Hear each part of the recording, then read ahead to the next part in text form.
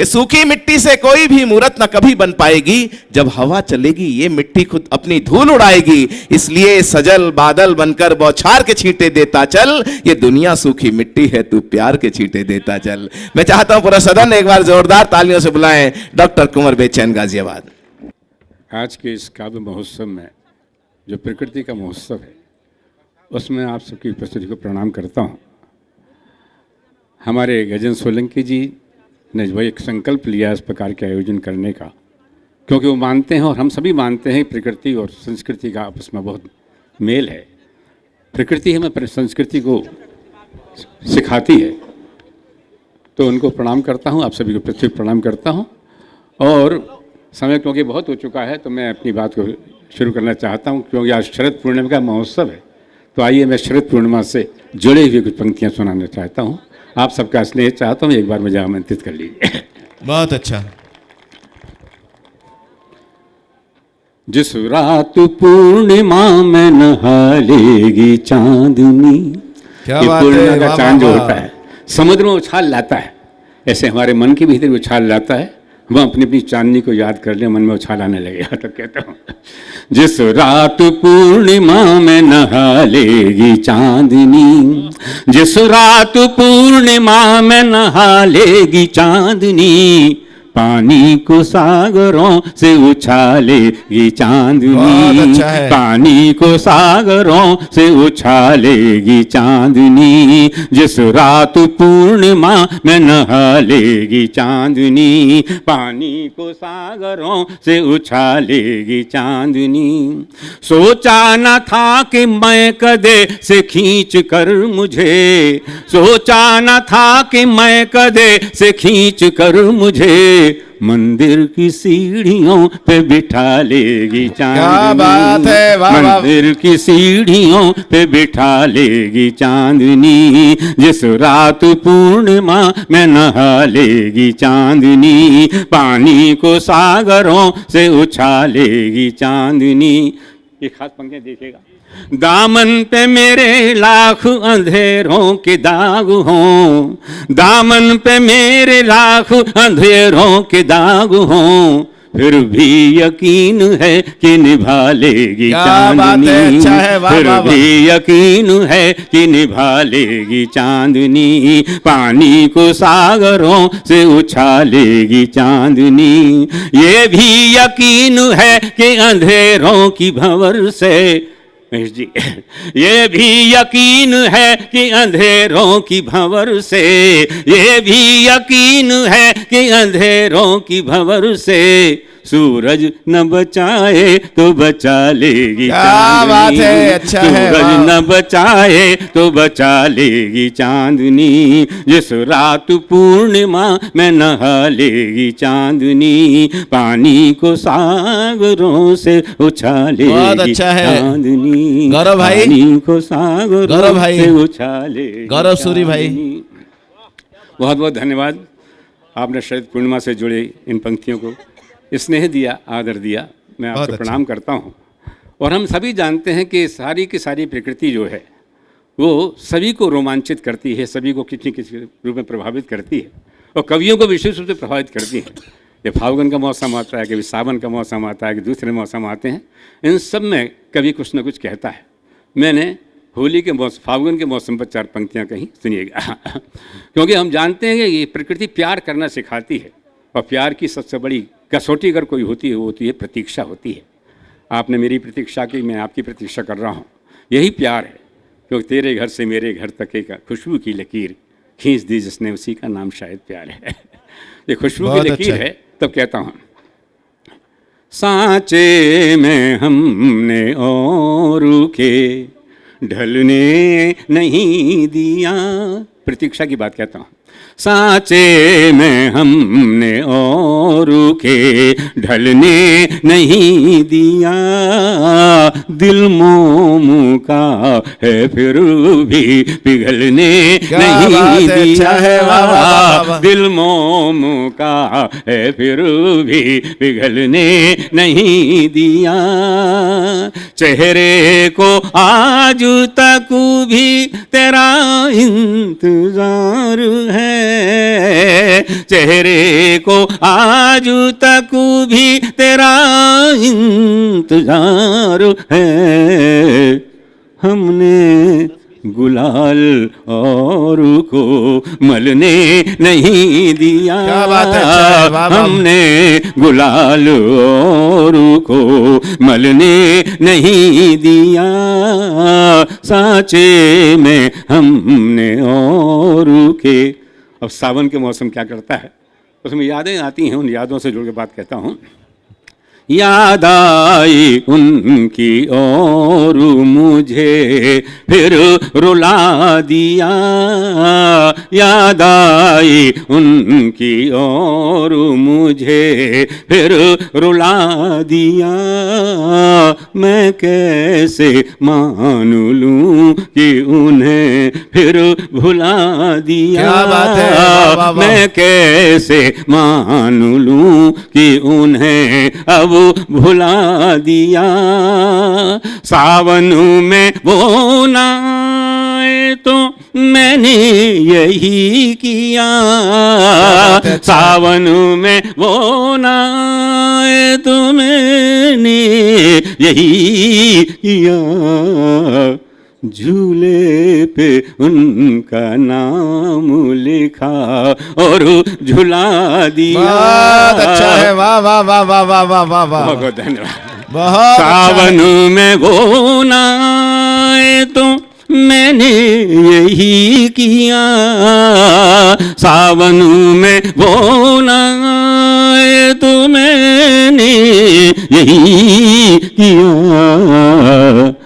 झूले पे उनका नाम लिखा और झुला दिया, बहुत अच्छा है, वाह वाह। झूले पे उनका नाम लिखा। मित्रों, जितना हम प्रकृति के करीब रहते हैं उतनी हम भावनाओं से भरे रहते हैं। न जाने कौन कौन से विचार प्रकृति हमें दे जाती है, न जाने कौन कौन से भाव हमें दे जाती है। जैसे हम प्रकृति से दूर होते चले जाते हैं वैसे जड़ होते चले जाते हैं, चेतना से बाहर आ जाते हैं। तो मैं एक गीत आपके सामने प्रस्तुत कर रहा हूँ, इसी चेतना का गीत है, इसी प्रकार का। मित्रों, मैं एक बात कह करके अपनी बात शुरू करता हूँ। दो शब्द हैं, सभ्यता और संस्कृति। इनमें बहुत घालमेल है, हम इन दोनों के अंतर को समझ नहीं पा रहे हैं। इन दोनों, सभ्यता तो भौतिक विकास का नाम है, बहुत भौतिक विकास किया हमने, आज चंद्रमा तक पहुँच जाएँ, कहाँ तक पहुँच जाएँ। ये भौतिक विकास, ये बड़े बड़े महल बना लिए जाएँ, बड़ी बड़ी सड़कें बना ली जाएँ, ये सब भौतिक विकास, इसको हम सभ्यता कहते हैं। लेकिन संस्कृति व्यवहार की चीज़ है, और इन चीज़ों का महत्व नहीं होता। एक कुटिया में रहने वाला व्यक्ति भी संस्कारशील होकर के दूसरों का आदर कर सकता है, और अगर एक बहुत बड़े महल में रहने वाला व्यक्ति भी उस पर संस्कार ना हो तो दूसरे व्यक्ति गाली देकर बाहर कर सकता है। इसलिए सभ्यता और संस्कृति दोनों का सम्मिश्रण अगर हो जाए तो क्या कहना। हम लोग इन दोनों, सारा संसार पर ध्यान दीजिए तो हम सारे के सारे लोग, इन दोनों क्या हो रहा है कि हम सभ्यता की तरफ ध्यान दे रहे हैं, हम संस्कृति की तरफ ध्यान नहीं दे रहे, हम कल्चर की तरफ ध्यान नहीं दे रहे, क्योंकि हम प्रकृति से दूर होते चले जा रहे हैं, गाँव से, खेतों से, झरनों से, नदियों से दूर होते चले जा रहे हैं। तो मैंने ये बात कहने की कोशिश की है। आप सबका मन चाहता हूँ, क्योंकि हमारा ध्यान सबका इस तरफ चला गया है कि हम जड़ता की पूजा करने लगे हैं। अगर एक तरफ माँ सर्दी के मौसम में उसके तन पर साड़ी नहीं है, उसके तन पर चादर नहीं है, गर्म चादर नहीं है, तो उसको हम भूल जाते हैं, उसके तन के नंगेपन पर ध्यान नहीं देते। बल्कि हमारे घर में कोई मेज है, मेज पर मेजपोश नहीं है, उसका ध्यान ज़्यादा देने लग जाते हैं। तो मैंने कहा कि जिस दिन ठिठुर रही थी कोहरे भरी नदी में माँ की उदास काया, जिस दिन ठिठुर रही थी कोहरे भरी नदी में माँ की उदास काया, लानी थी गर्म चादर मैं मेजपोश लाया। मैं संक्षेप में ये बात कहना चाहता हूँ। इन पंक्तियों में यदि बात कह पाया हूँ तो मुझे बताइए, आपका स्नेह मिले।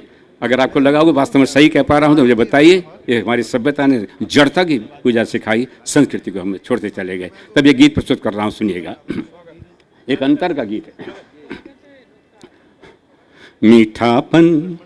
जब मैं गांव से चला था शहर की तरफ, बहुत पुरानी बात हो गई, गाजियाबाद आया था अपने छोटे से गांव से 50 साल पहले, तो क्या लेकर आया और क्या मुझे बाद में क्या परिवर्तन हुआ उसके अंदर देखिएगा। आनंदपूर्वक सुनिएगा, ये गीत और तरह का गीत सुनिएगा। मीठापन जो लाया था मैं गाँव से, मीठापन जो लाया था मैं गाँव से, कुछ दिन शहर रहा अब कड़वी ककड़ी है। मीठापन जो लाया था मैं गाँव से, कुछ दिन शहर रहा अब कड़वी ककड़ी है। मीठापन।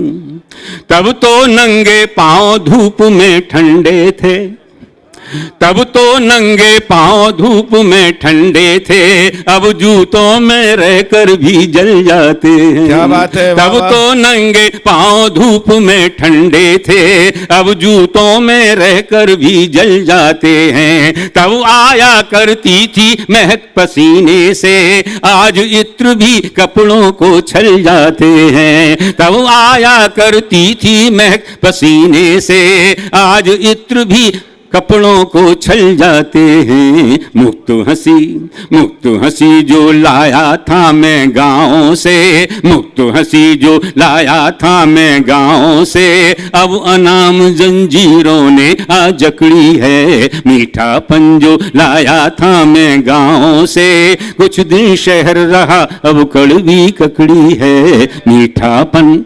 ये छंद और आपके सामने प्रस्तुत कर रहा हूँ, देखिएगा। स्वागत। समर्पण का भाव जो व्यापारिकता में बदलता चला गया, इस बात का संकेत देने की कोशिश की है गजन जी।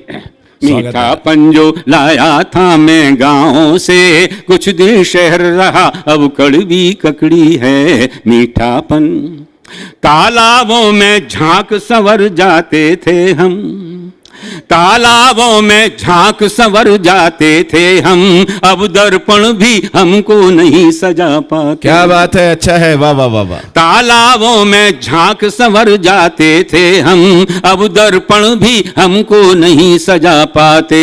हाथों में जो लेकर फूल चले थे हम, हाथों में जो लेकर फूल चले थे हम, शहरों में आते ही बने बही खाते, शहरों में आते ही बने बही खाते। नन्ना तिल जो लाया था मैं गाँव से, नन्ना तिल जो लाया था मैं गाँव से, अब चेहरे पर जाल पूरती मकड़ी है। मीठापन जो लाया था मैं गाँव से, कुछ दिन शहर रहा अब कड़वी ककड़ी है। मीठापन। आखिरी पंक्तियां प्रस्तुत कर रहा हूँ, अगर आपको लगे कि हाँ मैं ठीक बात कह पाया तो आप सबका स्नेह मिले, आशीर्वाद मिले बड़ों का, तब कहता हूँ। हाँ गजन जी स्वागत दादा, वाह वाह। मीठापन जो लाया था मैं गाँव से, कुछ दिन शहर रहा अब कड़वी ककड़ी है। मीठापन। तब गाली भी लोकगीत सी लगती थी, क्या बात है, वाह वाह। तब गाली भी लोकगीत सी लगती थी, अब मिठास भी धोखेबाज नजर आया। तब गाली भी लोकगीत सी लगती थी, अब मिठास भी धोखेबाज नजर आया। तब तो घूंघट तक का मौन समझते थे, तब तो घूंघट तक का मौन समझते थे, अब न शोर भी अपना अर्थ बता पाया, अब न शोर भी अपना अर्थ बता पाया।